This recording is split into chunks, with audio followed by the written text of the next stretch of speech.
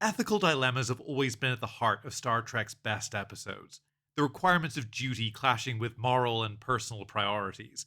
Strange New Worlds did this brilliantly with Dr. Mbenga in Season 2, and that situation is revisited in Season 3's Shuttle to Kenfori. But where the first installment was a minor masterpiece, the follow-up is a major mess. Let me tell you how the morality of Strange New Worlds is at odds with everything Star Trek has done before.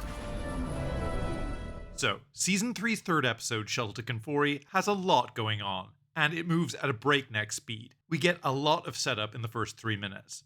Pike's lady love, Captain Batel, falls ill. We're told a special plant on a forbidden world is the only cure, and then Pike and Dr. Mbenga are off on the mission.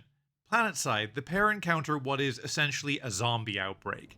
That sounds like the Z word.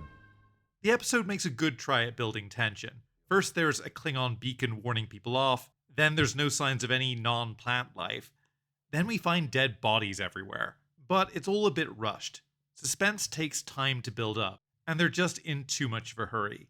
It's also hurt by some ill-timed humor. At least you're not trying to eat us.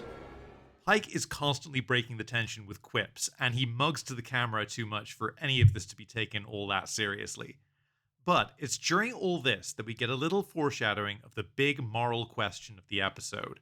Pike is concerned about Batel's condition, and asks Mbenga how long she's got. He, quite rightly, invokes doctor-patient privilege. But Pike pushes it. He's not asking as a captain, but as a concerned boyfriend. Then Mbenga is like, oh, okay, sure, I'll tell you, because, we're friends. It's a very casual breach of one of his most important professional duties, simply because a friend asked him to. This will matter later. Shortly after, they're confronted by this angry Klingon lady. And she's after revenge on Mbenga. Now, this is a callback to Under the Cloak of War, probably Season 2's best episode. This Klingon called Dakra comes on board the Enterprise. He was a Klingon general who committed many atrocities during the war with the Federation. But he later defected. Now he's an accomplished Federation ambassador and a celebrated symbol of reconciliation and second chances. But Mbenga is a veteran of the war and despises Dakra for his crimes. And more than that, Dakra's redemption story is that he had a change of heart and killed his own men after they'd committed one atrocity too many. But that's a big lie. It was actually Mbenga who killed those Klingons. Dakra appropriated the story to boost his redemption narrative. Now, Mbenga's duty requires him to draw a line under all of this and move on. The war is over, this Klingon is a Federation dignitary, and he's a guest on the Enterprise. But the two end up having a confrontation, and Mbenga reveals that he knows the truth. There's a scuffle we don't quite see, and the Klingon ends up dead. We're left with the strong impression that Mbenga straight up murdered this guy. But there's enough ambiguity that we aren't 100% sure. And neither is Captain Pike. So when Mbenga says it was self-defense, Pike has his doubts, but he accepts his word on it. Especially with Nurse Chapel backing him up. What about justice?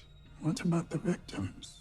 It's a great little meditation on revenge versus justice, duty versus personal desires, and the question of whether second chances must be given or earned. And the ambiguity is the point. It's left to us to decide whether Mbenga took justice into his own hands, and if he did, whether he should pay for his crime. Jump to Season 3, and Dakra's daughter has a knife to Pike's neck. Pike tells her the killing was self-defense, but she wants to hear it from Mbenga's lips. Mbenga can't risk Klingon lady seeing through a lie, so he confesses his crime. The mass murderer gave me the opportunity to kill him, and I did. So, here's the interesting part. Pike is now in a quandary. Mbenga is his friend, and a valuable colleague. He empathizes with the Doctor's war trauma, and Dakra wasn't a good guy, he was a war criminal. But Mbenga murdered a high-ranking Federation diplomat in cold blood. What about due process? Who appointed him judge, jury, and executioner? Not only that, but it happened on Pike's ship, and Pike's whole mission was to escort Dakra safely to his destination. And when he was confronted about all this, the Doctor lied to his face about it. So, as captain of the Enterprise, what should Pike do here? The first duty of every Starfleet officer is to the truth. Now, Star Trek frequently puts its captains in situations where a friendship clashes with their duty, or simply with the morally right thing to do. In The First Duty, Starfleet cadet Wesley Crusher covered up his role in the accidental death of a classmate in a reckless training maneuver. When his mentor, Captain Picard, suspects what's going on, he urges Wesley to face the consequences of his actions. and he fully expects Wesley to come clean about it, even if it might derail his Starfleet career. Tell Admiral Brand what really took place, or I will. A more controversial example is Deep Space Nine's In the Pale Moonlight. Here, Garak, a simple Cardassian tailor who's definitely not a spy, murders a Romulan diplomat and frames the Dominion for the crime. This was a ruthless ploy to trick the Romulans into joining a war on the Federation's side. Captain Sisko finds out after the fact and is massively conflicted. He ultimately agrees to cover up the crime as a matter of necessity. The fate of the Federation may depend on Romulan support, but he's clearly haunted by this decision. It's a disgrace that he'll have to bear in silence for the rest of his life. So I will learn to live with it. So back to Pike. What's the right move here? Are you going to turn me in? Are you worried I will?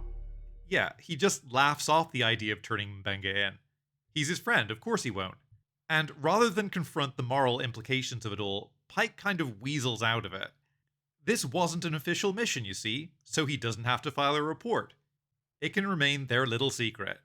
But this misses the point. Pike's duty is to hand over Mbenga to Starfleet to stand trial for murder. It happened on his ship, in his sickbay, while Pike was responsible for the safety of the guy who was murdered. That the confession happened outside office hours is beside the point. Mbenga probes further. Hypothetically, if Pike did file a report, what would it say? That I had a knife to my throat and he told a story to save my life. So, if he did make a report, which he won't, he'd cover it all up. Now, this is frustrating, as there is an interesting question to be teased out here.